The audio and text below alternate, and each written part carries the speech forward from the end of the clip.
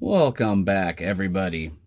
So to add to the fleet, I did a small video on this when I was at Cabin Fever where I picked it up at, but we have a Tamiya 1/14 scale globe liner. I picked this one up at Cabin Fever. I gave, I think, $600 for it. It works. I mean, everything on it works. I think I got a headlight out. But it's got some stuff. There's like some huge runs of paint here and around. There's huge runs all over the paint. And stuff like they made this cover to go over the chassis, but it's kind of crooked. It covers one screw, but not the other. And some stuff like that, but that can all be fixed. And this bumper doesn't have enough ride height for me. I'm gonna have to do something about that. I get stuck on everything I drive on. But for all the little tiny flaws, it's pretty good. It's got these extended stacks, which are really nice. The chassis has been extended. It has the working servo for the hitch. The lighting kit works on it. Has a Fly Sky radio sitting back there. Everything works fine. I said it's fully lit. It's got this bumper's been added to it. I said I'm gonna do something about that. I'm not a big fan of that bumper. And let's see if I can take this off here. I haven't messed with it a whole lot.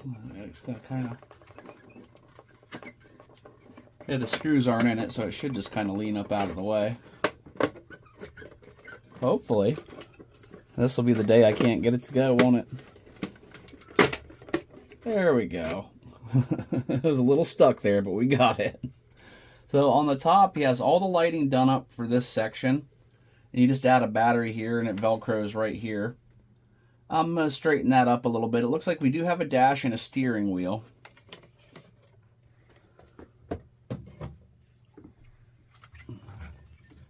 And it looks like a hobby wing.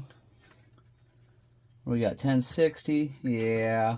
There's our Fly Sky receiver. It has a 55 turn motor in it, and I believe this is a 2-speed. It may even be a 3-speed transmission. I'm really new to the Tamiya trucks here.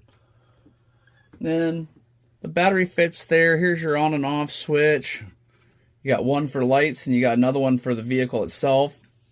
You have to flip both those on. That had me confused at first, but I'm going to straighten up all of this along the way. And I was at a show, and I did pick up a Tamiya RC tractor driver, so I can get this guy painted up and in there at some point. All of this silliness back here is, yeah, this stuff, I mean, I'm gonna peel all that off. This is all gonna get repainted. I got some ideas. It's gonna be a weathered paint job because I wanted a weathered globe liner. That was my kind of initial dream truck getting into doing the tractor trailer trucks here. So I'm going to get all that done. I don't know, I may pick up some other parts along the way. This is going to be kind of a long build. And it's going to be multiple parts.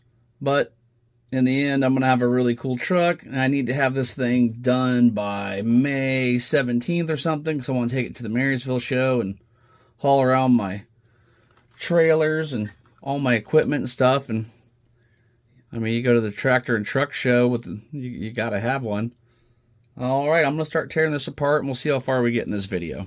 That took me a minute, and a few LEDs had to be sacrificed, so there'll be some soldering and reconnecting by the end of the project. But the burgundy barf wagon is finally broke down and I can start tearing into it. I'm really need to repaint this thing. Now that you're close, hopefully you can start seeing like all the runs and imperfections. It's pretty harsh. A lot of things were just glued and slapped together with shoe goo, and I don't think they really took a whole lot of time. They really just slathered the paint on this thing too.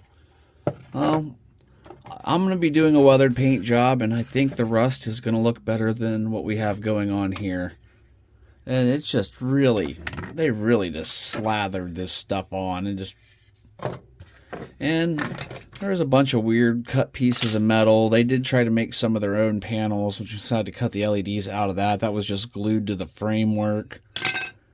And this was their other cover plate they had made. All that's going away. We'll make some new ones out of maybe, I don't know, maybe some aluminum diamond plate or something like that. And all of this will be sanded down. Probably going to soak the chrome parts in super clean for a little while, because that'll break some of the chrome off. That'll help me make it rusty looking with my different weathering techniques I'll be using. So the first thing I'm going to do is start stripping all this weird stickers off and sanding it down, and hopefully when I go to start trying another paint, we're playing roulette with how that's going to turn out, because we could have a bad chemical reaction, or it could be just fine, which is I'm hoping for but not prepared for, because that's usually just not the luck on these things.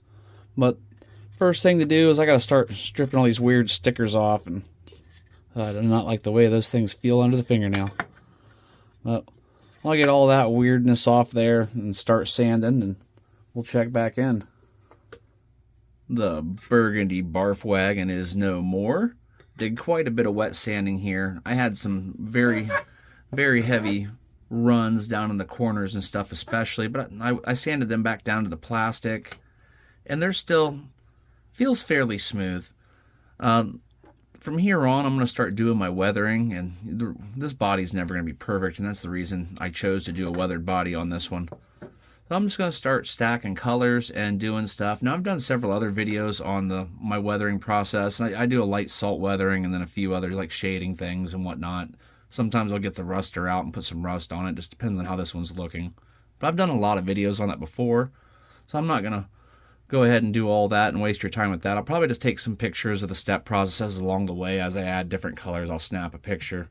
And we'll skip through this and get this all painted up and go from there.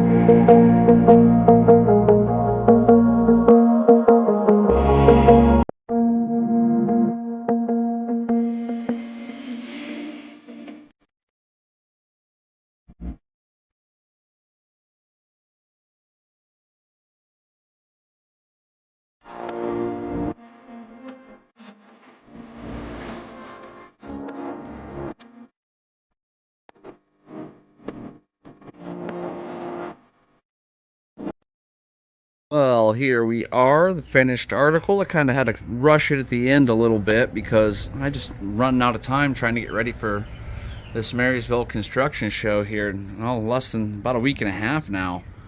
And I am very pleased with the progress I made. Everything on here came out nice. Looks so much better than the good old burgundy barf wagon did. And all the new bumpers, got the lighting all working proper. I still want to do a bit more shading. I've got to go through, you know, I've added a lot of detail to this. I have, you know, obviously done some shading and got my panel lines in and the silvers, but I'd still like to do these in black and do some more, a little bit more shading, maybe the tips of the stacks and some of this stuff. But I've got to get my dump truck project done, so this is where I'm going to have to be on this one for now. But what an awesome looking vehicle. I mean, I'm really happy with it. I really think this expanded metal I did on the back turned out really cool looking. That's probably one of my favorite things I've done to it. That and this rear bumper.